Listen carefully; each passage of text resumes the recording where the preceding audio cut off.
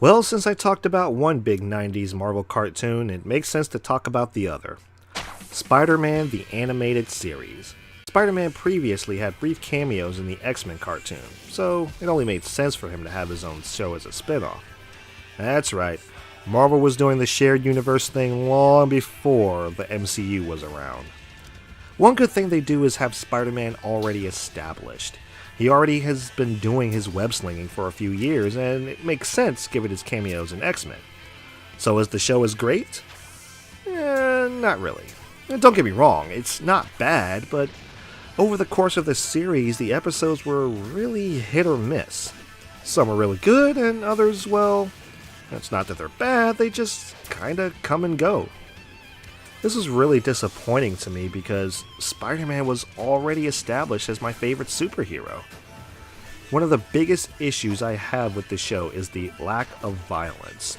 And when I say lack of violence, I mean Spider-Man never throwing a punch lack of violence.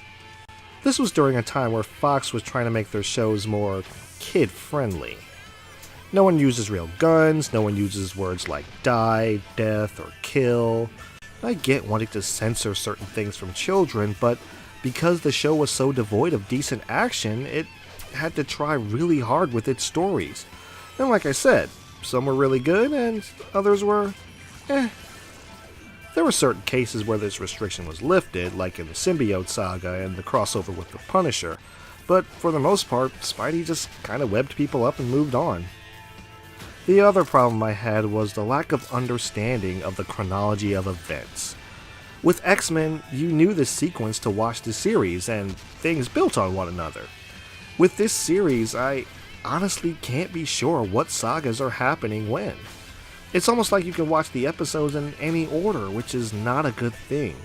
We need to see the character grow, and without a concept of time, it's almost kind of absent.